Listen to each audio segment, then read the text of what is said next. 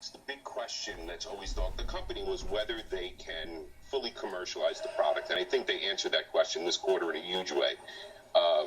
Revenues are up 90% on the commercial side, and I think they're just starting to scrape the surface of mid-sized business, and once they do that, I think you'll have a tremendous catalyst for growth going forward.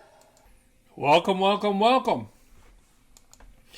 to our channel. Welcome to another one of our videos. Today we're going to talk about Palantir Technologies. We'll cover the past week news that's covering their earnings as well. And then we'll talk about where we believe the stock is heading. If you're new to our channel, go ahead and click any of the money icons below to review our past videos. Please smash that like button and subscribe. So let's get busy.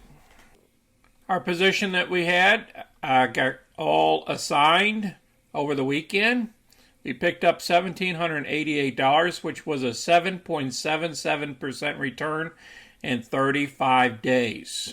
That's a great return for a 35-day period on your money. So our total profits in Palantir is $4,234 in all of our positions. And yes, we'll be getting back into the stock as well. Okay, here's Friday's close. It closed pretty much at $24.90. It went up by 1 penny for the day. The share volume was a little bit heavier than average volume. Our market cap is now at $48.63 billion, getting close to $49 billion. Our analyst down here for August, still 2 for sell, and we're above the average analyst projection. So we're between the average and the high. First article we're going to cover is Robinhood stocks to buy in August. This just came out. I believe this was yesterday. They're talking about the retail investor and what they should be buying.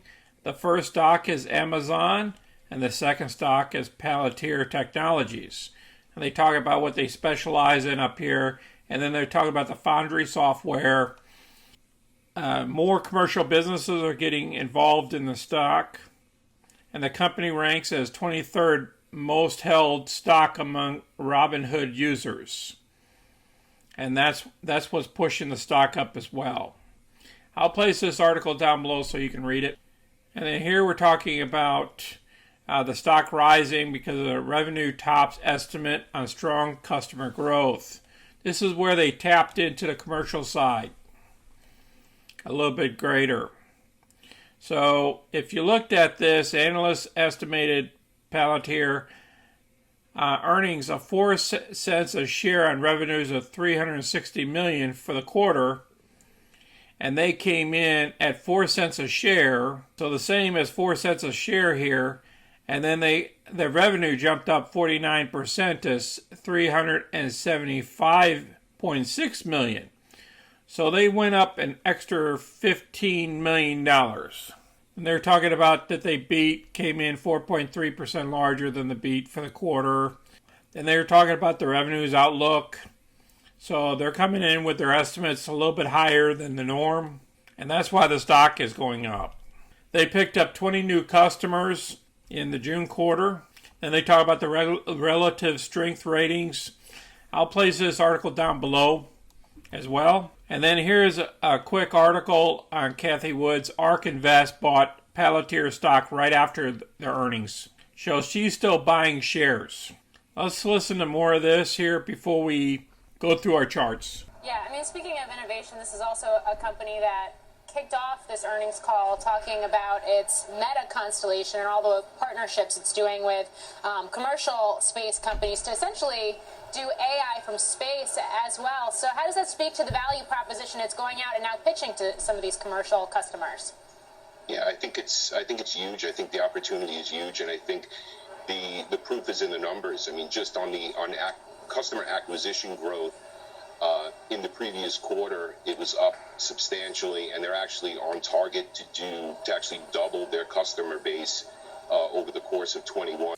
All right, we're looking at the one-day interval chart, and what it's telling us, the earnings was excellent. It pushed the stock up, and we had that huge volume on Thursday. And then on Friday, it looked like it tried to retreat a little bit. But then we closed up a penny higher. So we'll see what happens this next week on if it can maintain this, if there's more excitement coming in, or if it starts falling again. Remember, a lot of analysts think, that's why there's a couple of analysts that came out to sell the stock, to sell the news, is because of valuation of the company. It's not about the future of the company, it's about the valuation right now. They think it's overvalued. So I just want you to be careful, because this stock has tendencies of popping up for earnings and then dropping back down. The most I see this thing dropping back down is somewhere around $23, unless the whole market starts dropping. That's in my opinion. So 23 is a good buy, or the 22.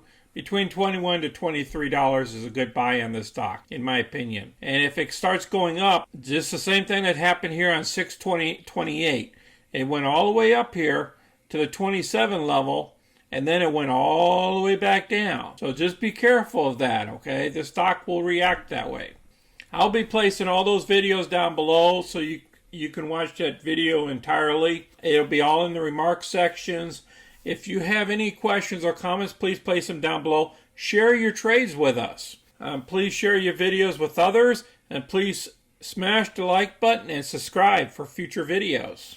I want to thank everybody for watching our video today, and please enjoy your weekend. Until next time, this is Sonny. I'm out.